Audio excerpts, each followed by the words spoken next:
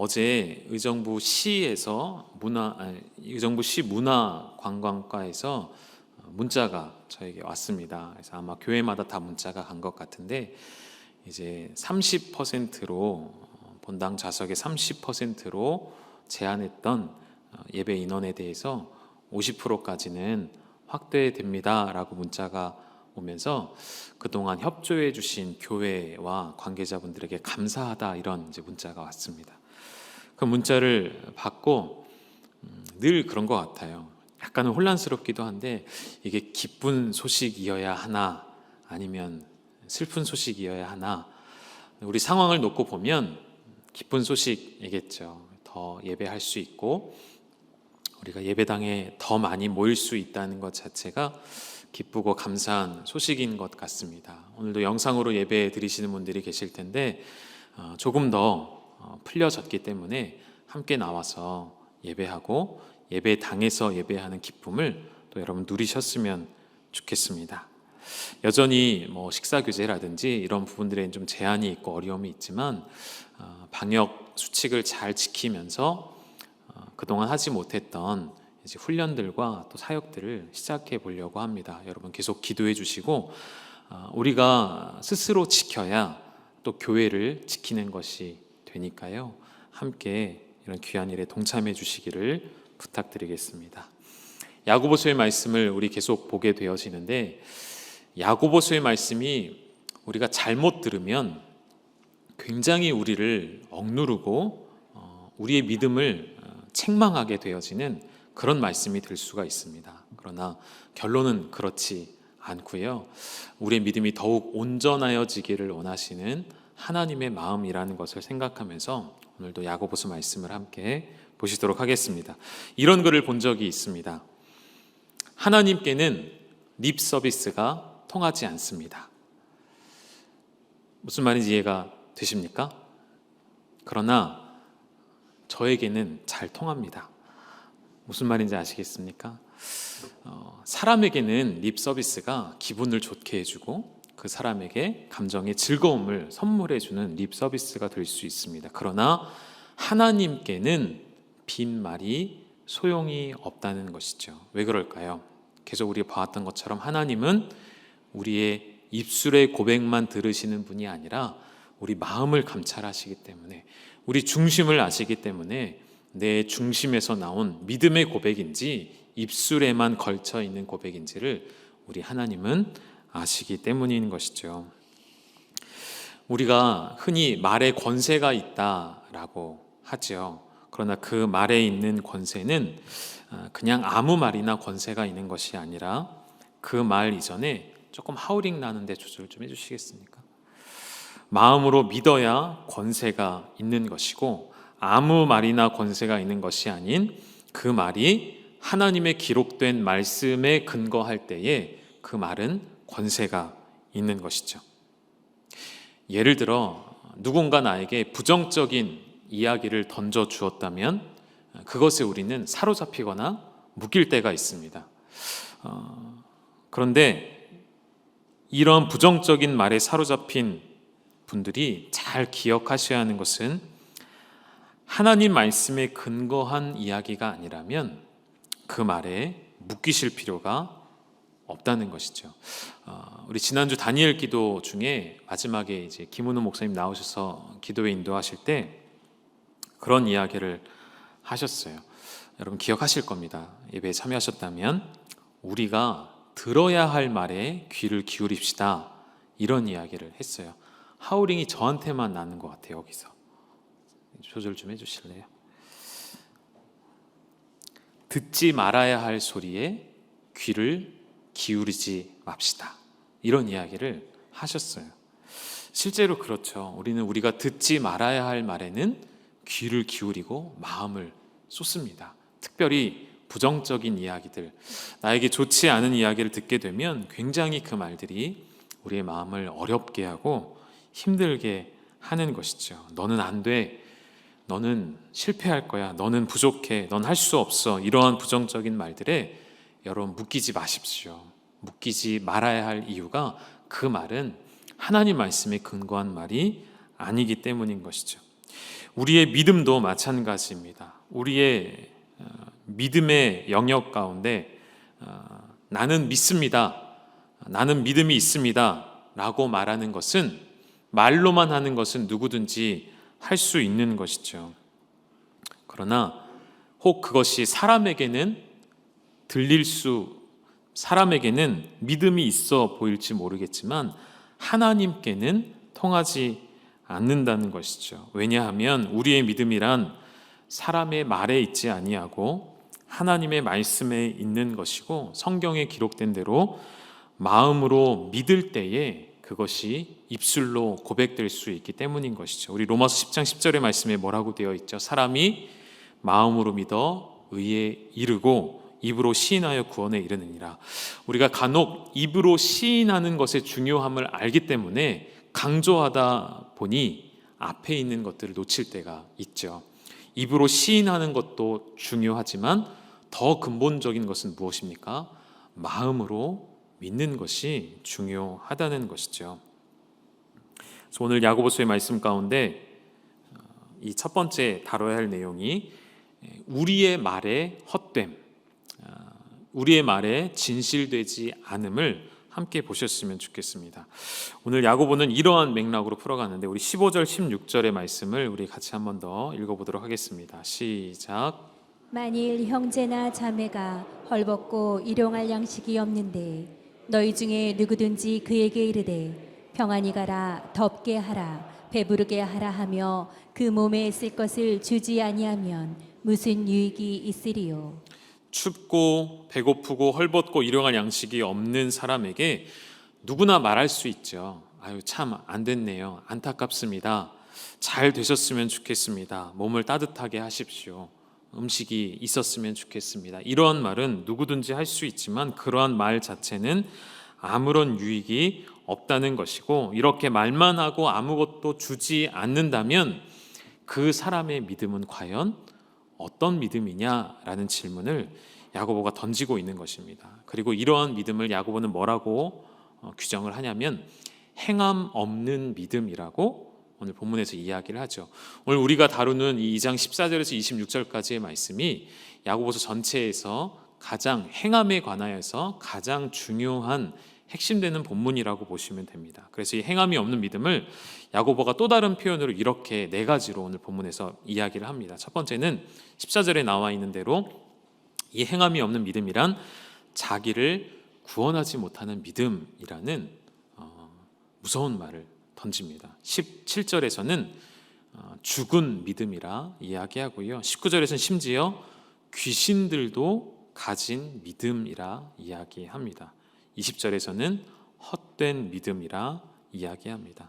믿음을 가졌으면, 하나님이 우리에게 믿음을 주셨다면 그 믿음을 가진 대로 그 믿음이 우리의 삶의 행위로 나타나야만 진짜 믿음이 아니겠느냐 하는 것이죠. 그럼 이 본문에서 말하는 믿음의 행위라는 것은 우리가 넓은 의미가 아니라 오늘 본문 안에서, 너무 확대하지 않고 본문 안에서만 본다면 어떤 행위죠? 어떤 행함이죠? 형제 자매를 돌아보는 행위, 이웃을 사랑하며 보살피는 행위, 그런 행위를 믿음을 가졌다면 반드시 보여져야 한다는 것이죠.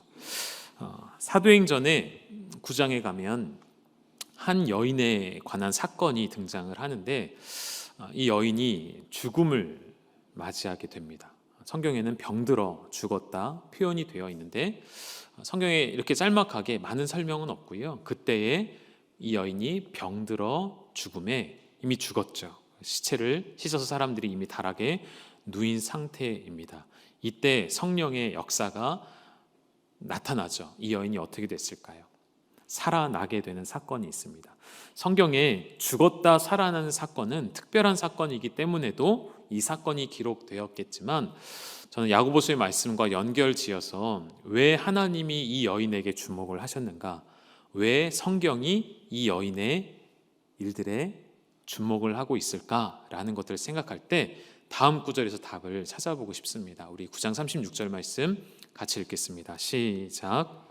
요바에 다비다라 하는 여제자가 있으니 그 이름을 번역하면 도르가라. 선행과 구제하는 일이 심히 많더니. 아주 자세한 설명이 들어가 있는 것입니다. 성경은 우리가 아는 대로 여인에 대하여, 자매에 대하여 많이 다루지를 않습니다. 성경에 주목되는 여인들도 소수의 인원들이죠. 그런데 이 다비다라 하는 여자에 대하여 성경은 어디에 사는지, 그리고 여제자라는 특별한 표현과, 그리고 그 이름을 번역하면 도르가라 하는 설명까지 덧붙여서 굉장히 주목하고 중요하게 생각하고 있다는 것을 보여주죠. 그리고 그 결정적인 이유가 무엇인가를 볼 때 저는 이 36절 마지막에 나와 있는 말처럼 이 여인은 무엇을 많이 하는 사람이라고요? 선행과 구제하는 일이 심히 많았던 자매이다라고 이야기하고 있다는 것이죠. 이 여인이 죽고 다시 살아나는 사건 자체도 특별하지만 왜 이 사람이냐라고 질문을 던진다면, 하나님은 믿음대로 사는 사람을 주목하십니다. 하나님은 믿음대로 사는 사람을 통해 역사하는 줄 믿으시기를 소망합니다. 야고보서의 전체 주제가 무엇입니까? 우리 믿음이, 내 믿음이 어떻게 증거되는가? 내 믿음이 참된 믿음이라면, 참 믿음이라면 무엇으로 증명할 수 있는가? 이것이 야고보서의 주제가 되는 것이죠. 그렇기 때문에 우리가 소위 말하는 믿기만 하면 돼라고 하는 말에 진정한 의미를 우리가 좀 생각해 볼 필요가 있겠습니다. 믿기만 하면 되는 것이 맞죠. 맞습니다. 믿음으로만 구원받는 것이 맞습니다. 그런데 오늘 야고보는 조금 다른 이야기를 하고 싶은 것이고, 그 조금 다른 이야기가 그러나 결코 믿음으로만 구원받는다는 것을 부정하는 것은 아니라는 것. 믿기만 하면 된다는 말을 우리는 어떻게 오해하냐면, 믿고 나면 그것이 끝이다, 다 됐다라는 오해를 합니다. 여러분, 그런 오해 안 하시는 것 같으시죠? 그런데 우리의 삶의 행동들을 살펴보면 그렇게 삽니다. 믿음을 가졌으니 됐어 라고 행함이 없는 믿음을 우리 또한 가지고 있는 것을 보게 되었습니다. 지난주에도 내가 누구인지를 알아야 한다고 말씀을 드렸죠. 그리고 내가 누군지를 알려면 주님이 누구인지를 알아야 하겠죠.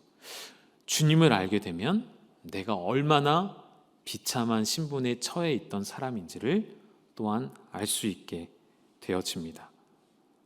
내 신분, 내 위치가 용서받을 수 없었던, 내 스스로 해결할 수 없는 죽음에 이르는 그 죄와 그 질병을 가진 채 살아가던 우리에게 하나님이 베풀어 주신 그 한량없는 은혜, 그 은혜를 잊지 않기 위해서는 우리가 날마다 내가 누구였었는지를 기억해야 한다고 말씀을 드렸었죠. 오늘 한 가지의 예수님이 보여주셨던 비유의 이야기를 통해 우리 다시 한번 확인했으면 좋겠습니다. 마태복음 18장에 가면 만달란트 빚진 자의 이야기가 나오는데, 좀 길지만 우리 같이 한번 읽어볼까요? 시작. 결산할 때에 만달란트 빚진 자 하나를 데려오매 갚을 것이 없는지라 주인이 명하여 그 몸과 아내와 자식들과 모든 소유를 다 팔아 갚게 하라 하니, 그 종이 엎드려 절하며 이르되 내게 참으소서 다 갚으리이다 하거늘 그 종의 주인이 불쌍히 여겨 놓아 보내며 그 빚을 탕감하여 주었더니. 여기까지만 보면 참 은혜가 되는 내용입니다. 만 달란트 빚진 자가 그 빚을 아무런 조건 없이, 아무런 값 없이 탕감을 받은 내용이죠. 제가 2부 예배 때 이 만 달란트가 얼마인지는 설명해드리지 않고 이렇게 한마디로 이렇게 정리해드렸어요. 상상할 수 없는 빚, 도저히 해결할 수 없는 빚이라고 이제 설명을 드렸더니, 아까 2부 예배 마치고 집사님 한 분이 나가시면서 목사님 요즘 시세로 하면 20조래요 이렇게 얘기를 해주고, 친절하게 얘기를 해주고 가셨어요. 한 개인이, 그러니까 이 비유는 실제로도 불가능한 비유인 것이죠. 불가능하다는 것이, 이러한 빚을 누가 가지고 있을 수 있겠습니까? 한 개인이 어떻게 10,000달란트라는 우리 돈으로 하면 20조가 된다는 그 돈을 아무리 사업을 크게 해도 그런 빚은 질 수가 없는 것이죠. 그러니까 예수님께서 무엇을 말씀하고 싶은 걸까요? 너희가 해결할 수 없는 그 값, 너희가 어찌할 수 없는 그 빚을 탕감받은 이 사람이 어떻게 했죠, 여러분? 우리 다음 단락도 한번 보시죠. 같이 읽겠습니다. 시작. 그 종이 나가서 자기에게 100데나리온 빚진 동료 한 사람을 만나 붙들어 목을 잡고 이르되 빚을 갚으라 하매 그 동료가 엎드려 간구하여 이르되 나에게 참아 주소서 갚으리이다 하되 허락하지 아니하고 이에 가서 그가 빚을 갚도록 옥에 가두거늘 내가 10,000달란트 빚졌을 때 엎드렸더니 그 주인이 나를 불쌍히 여겨 놓아 보내었습니다. 자유케 주었습니다. 그러나 이 사람은 나에게 100데나리온 빚진 자에게 어떻게 했죠? 목을 붙잡고 흔들면서 내 돈 내놓으라 한 것이죠. 갚을 때까지 옥에 가두었습니다. 정반대되는 일을 한 것이죠. 그런데 오늘 이 10,000달란트 빚진 자의 모습이 바로 우리의 모습이라는 것입니다. 하나님께서 나를 구원해 주신 그 은혜를 뒤돌아서면 망각하고 하루만 지나도 망각해 버린 채 세상에서 나는 용서받은 자답지 않게 다른 이를 용서하지 않고 살아가는 모습이 있다는 것입니다. 그래서 이 본문을, 이 비유를 오늘 이 야고보서에 우리가 대입해 본다면 내가 하나님으로부터 일용할 양식을 얻었고 내가 하나님으로부터 그 모든 죄를 탕감받았고 자유케 되어 살아가게 되었음에도 오늘 16절에 읽었던 것처럼 누군가 어려움을 당하였을 때, 누군가 궁핍한 것을 보았을 때에, 누군가 헐벗고 일용할 양식이 없는 것을 보았을 그때에 평안히 가라, 덥게 하라, 배부르게 하라 라고 말만 할 뿐 그 몸에 정말로 쓸 것을 주지 않는다면 10,000달란트를 탕감받고도 내가 받을 빚을 내놓으라 목을 조르고 있는 그 추악한 사람이 바로 내가 될 수 있다는 것입니다. 우리는 10,000달란트보다도 더 큰 무게의 죄를 짊어지고 살아왔던 존재입니다. 결코 씻겨지지 않는 죄인의 신분을 가진 내가 모든 자유를 얻게 되었고 모든 빚을, 모든 죄를 용서받았습니다. 그리스도로만 용서받았습니다. 그렇다면 용서받은 자 그리고 빚을 탕감받은 자는 어떠한 삶을 살아가야겠습니까?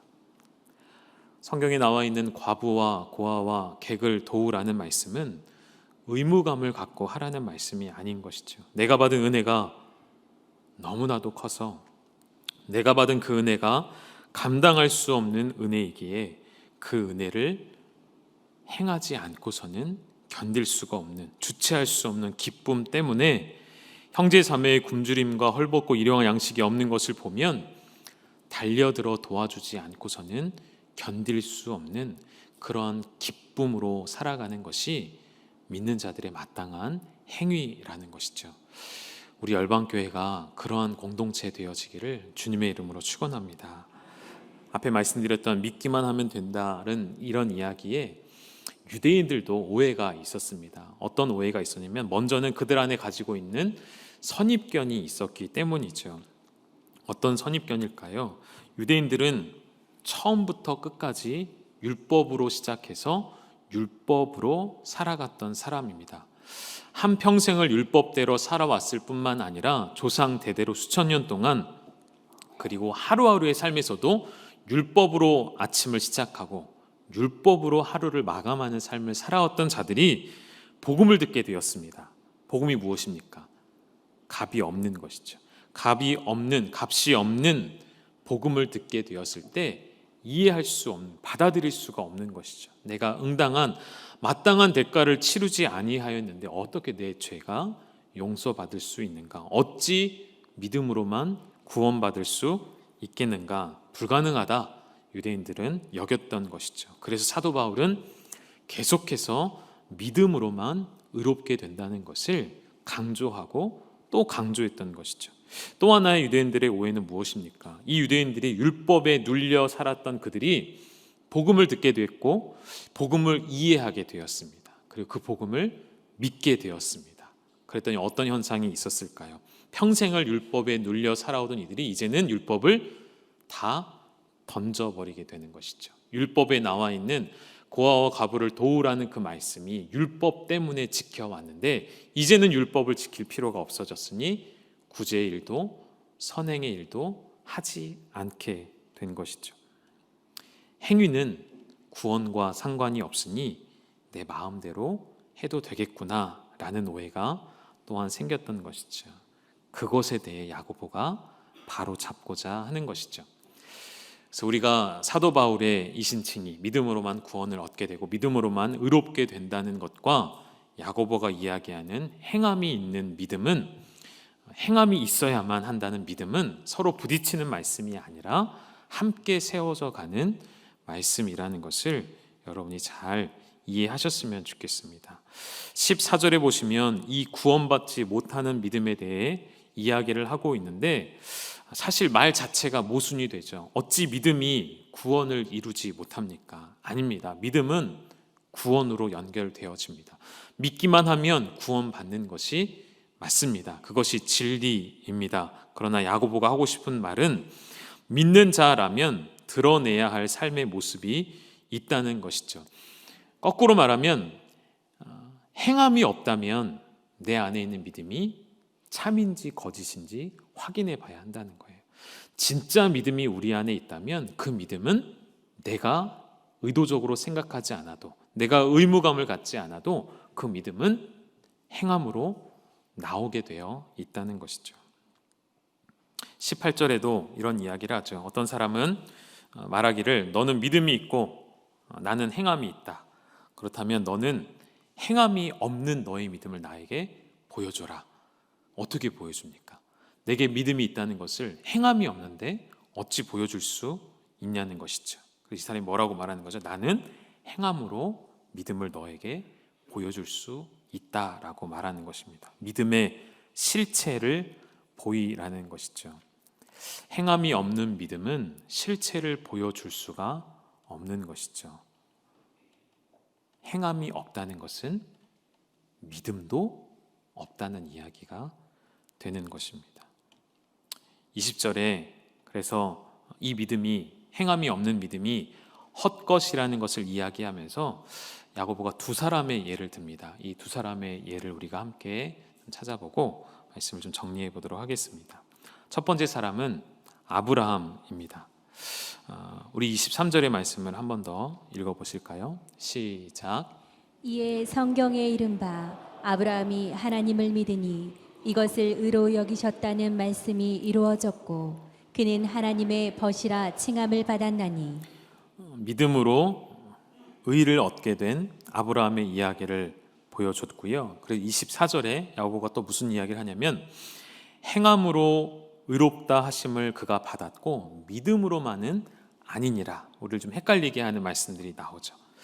결국 야고보가 하고 싶은 이야기는 이것입니다. 우리가 이 사건이 있었던 창세기로 좀 가보면 더 정확하게 알 수가 있는데 창세기 15장 6절로 가보시죠. 아브라함이 여호와를 믿으니 여호와께서 이를 그의 의로 여기셨습니다. 여호와를 믿고 신뢰하고 따르는 이 믿음을 의로 여기셨습니다. 그리고 나서 창세기 22장으로 가면 아들 이삭을 제단에 바치는 사건이 나옵니다. 그때 하나님이 아브라함에게 뭐라고 말씀하시냐면 이제야 네가 나를 경외하는 줄 알았다라고 말씀하십니다. 하나님이 몰랐을까요? 아브라함이 하나님을 경외하는지 안 하는지 몰랐을까요? 아시죠? 그러나 이 사건은 하나님이 저번에도 말씀드렸죠. 아브라함을 테스트하기 위한 사건이 아니라 이 사건은 아브라함 안에 있는 믿음이 행위로 증명이 된 사건이라고 보시면 되겠습니다. 똑같은 예가 이제 라합에게도 적용이 되어지는데 우리 2장 25절의 말씀 한번 같이 읽어보실까요? 시작. 또 이와 같이 기생 라합이 사자들을 다른 길로 나가게 할 때 행함으로 의롭다 하심을 받은 것이 아니냐. 정탐꾼들이 여리고성에 왔을 때 그들을 접대하여 다른 길로 나가게 한 것, 그들을 숨겨주고 살려준 것을 행함이라고 야고보는 보고 있습니다. 그 행함으로 그가 의롭다함을 얻어 멸망당하지 않고 살게 되었다. 우리 여호수아서 현장에서 한번 확인해 보실까요? 여호수아 2장 11절에 이런 고백을 라합이 하죠. 함께 읽겠습니다. 시작. 우리가 듣자 곧 마음이 녹았고 너희로 말미암아 사람이 정신을 잃었나니 너희의 하나님 여호와는 위로는 하늘에서도 아래로는 땅에서도 하나님이시니라. 이런 믿음의 고백. 하나님은 하늘에서도 땅에서도 하나님이십니다라는 믿음의 고백을 했던 여인이 이런 고백으로만 끝나지 않았고 어떤 일을 했다고요? 그 사람들을 자기 생명을 걸고 숨겨주고 지켜줬던 행함을 보일 때에 히브리서에서는 이 라합을 이렇게 평가했습니다. 히브리서 11장 31절 중요한 말씀이니까 한 번 더 우리 읽겠습니다. 시작. 믿음으로 기생 라합은 정탐꾼을 평안히 영접하였으므로 순종하지 아니한 자와 함께 멸망하지 아니하였도다. 믿음으로 기생 라합은, 믿음으로 라합은 그들을 영접하였고 순종하지 아니한 자와 멸망하지 아니하였다. 무슨 말이죠? 그들은 구원받았다라는 말씀이 되는 것이죠. 26절에 야고보는 영혼 없는 몸이 죽은 것 같이 행함이 없는 믿음은 죽은 것이라 이야기합니다. 여러분, 몸에 영혼이 없다는 것은 무슨 말입니까? 시체라는 뜻이죠. 그런데 행함이 없는 믿음도 그와 똑같다는 것입니다. 여러분, 오늘 여러분이 가지신 믿음은 행함이 있는 믿음이십니까? 행함이 없는 믿음이십니까? 고린도서 13장 5절에도 늘 우리의 믿음을 스스로 확증하라 이야기합니다. 너희가 믿음 안에 있는가 자신을 시험하고 너희 자신을 확증하라 이야기하는 것이죠. 이 말씀이, 이 야고보서의 말씀이 처음 제가 말씀을 드렸죠. 우리를 자유케 하는 말씀이 아니라 잘못 들으면 우리를 억누르고 우리를 율법적으로 끌고 가는 말씀인 것처럼 들립니다. 그래서 오늘 말씀의 결론은 여러분, 말씀대로 행하십시오. 행함을 보이십시오. 행함이 없으면 거짓 믿음입니다 라고 결론을 내리려고 했었거든요. 어제 밤늦게까지 다시 설교를 보고 준비하고 수정하는 과정 중에 하나님께서 저에게 주신 마음은 그게 아니었습니다. 승재야, 너에게 믿음이 있는가 없는가, 행함이 있는가 없는가를 보라, 이렇게 결론을 내리지 못하게 하시고 저에게 주신 마음은 무엇이었냐면 괜찮다 하시는 말씀이셨어요. 너의 행함이 없는 것을 내가 다 알고 있다.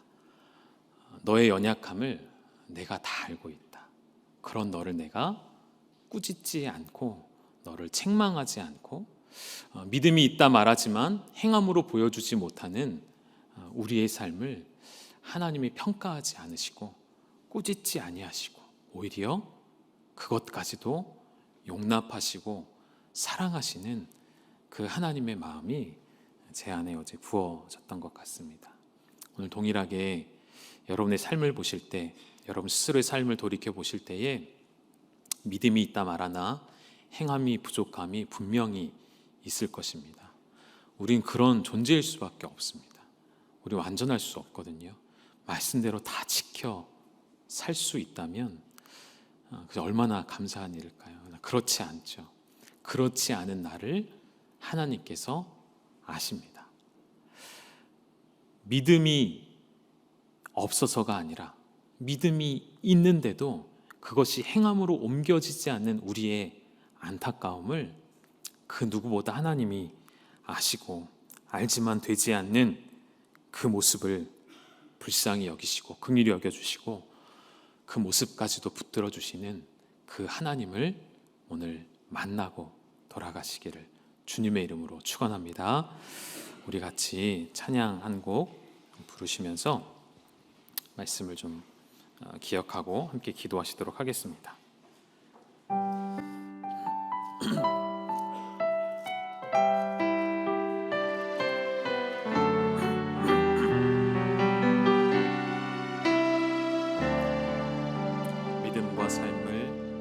믿음과 삶을 살아내는 실력이 너무나 다른 내 모습을 볼 때에 이 모습도 주가 사랑하실까 자신 없는 내 모습 그저 주님 앞에 있네 나 같은 자도 사랑하여 주시고 한 번도 나를 떠나지 않으셨네 아픔 속에 주를 찾게 여긴 나 오직지 않으시고 내 손 잡아주시네 오직 주님만의 두려움에 고난을 통해 날 만드시는 믿네 주님만이 내 모든 것 되시네 주의 강한 손 날 붙드시네 오직 주님만의 소망이네 내 삶을 통해 영광 받으신 주님만이 내 모든 것 되시네 주의 선하신 나 노래하네 잠시 간주해 주시고요 여러분 우리 일어나서 다시 한번 우리의 마음을 결단하고 이러한 나를 이런 모습까지도 사랑해 주시는 하나님 앞에 달려가 그 품에 안기시는 그 마음으로 우리 다시 한번 고백하도록 하겠습니다. 믿음과 삶을 살아내는 실력이 너무나 다른 내 모습을 볼 때에 이 모습도 주가 사랑하실까 자신 없는 내 모습 그저 주님 앞에 있네 나 같은 자도 사랑하여 주시고 한 번도 나를 떠나지 않으셨네 아픔 속에 주를 찾게 여긴 나 부짓지 않으시고 내 손 잡아주시네 오직 주님만의 두려움 없네 고난을 통해 날 만드심을 믿네 주님만이 내 모든 것 되시네 주의 강한 손 날 붙드시네 오직 주님만의 소망이네 내 삶을 통해 영광 받으신 주님만이 내 모든 것 되시네 주의 선하신 나 노래 오직 주님만의 오직 주 두려움 없네 고난을 통해 날 만드심을 믿네 주님만이 내 모든